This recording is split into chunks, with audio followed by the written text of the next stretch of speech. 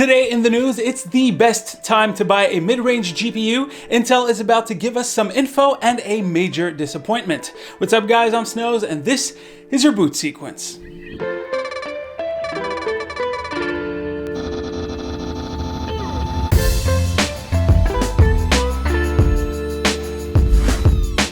Believe it or not, right now is about the best time to buy a mid-range GPU. While the first half of 2019 was filled with RTX cards at or above MSRP, and the second half introduced AMD's RX 5700 series with reasonable price to performance ratio but still at or above MSRP, 2020 seems to be when it changes. First, the news. Nvidia has just reduced the suggested price for the RTX 2060. At first, we thought that it was just EVGA going for the cheapest 2060 at $300 with a $20 rebate. But since then, Nvidia has changed the price on their website to $299. This is likely a response to AMD's RX 5600 XT, which comes in at a price of $279. Specs-wise, this card has 10 to 15% lower clock speeds, slower memory, and 2 GB less compared to the RX 5700. So why did I say that now is the best time to buy a mid-range card? Well, almost every one of these cards are going above and, most importantly, below the MSRP. Starting with AMD, the RX 5700 performs around 4% slower than the 2060 Super. That 4% number is kind of insignificant in my opinion, since both cards were trading blows on most of the games. Link below for the source. Anyways, the 5700, usually priced at $349, can be found as low as $319. Sure, it might not be the greatest variant, but it's still the RX 5700.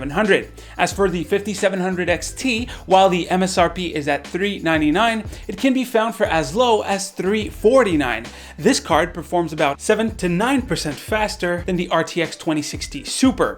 On Nvidia's side, well, we have the RTX 2060, which just dropped down to $299. A great price given it should perform around the same as the upcoming RX 5600 XT. A little bit lower in the stack is the 1660 Ti, which can be found for around $20 cheaper than MSRP at $259, although there aren't a lot of those. Now, sure, we could go around arguing that AMD has great features like Radeon Boost and Chill, and that makes it more worth it, and Nvidia has hardware accelerated ray tracing and DLSS, but that's on a case-by-case scenario depending on what you want.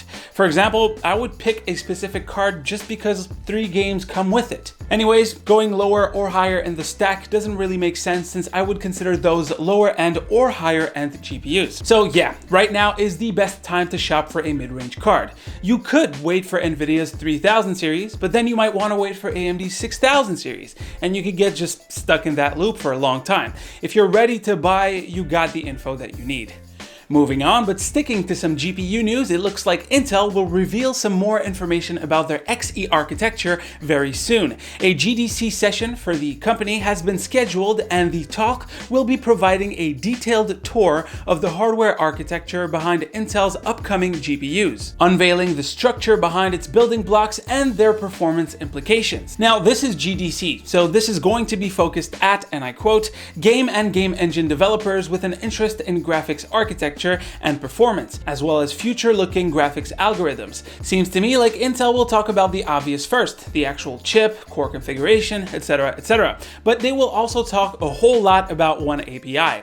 At least this means Intel won't be talking about super low power laptop graphics or data center AI accelerators. Moving on to some gaming news, we got Stadia with more promises. During an interview with Eurogamer, the company revealed its roadmap for the next 3, 6, and 12 months. First, in the next 3 months, the company will add features for its service. Oh, that's nice. Maybe we'll get some deep YouTube integration like state share or queuing up for games.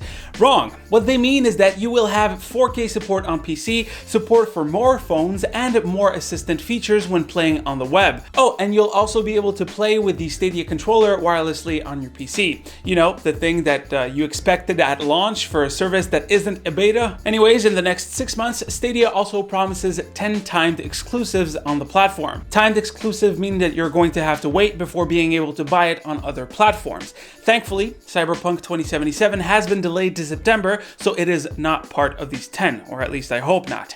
And lastly, before the end of the year, the company will add more than 120 games to its library. vary. Saying more than 120 makes me think that it's not much more. The lack of info on when the really cool features will arrive kind of makes me think that they won't come until 2021. What do you guys think?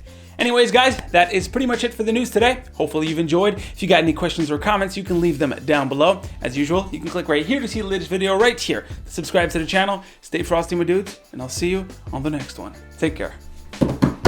Boobity bap bum boom bap bap. Whoa, I'm scattered. Scat scats, cuckoo, skis, I'm the scat man.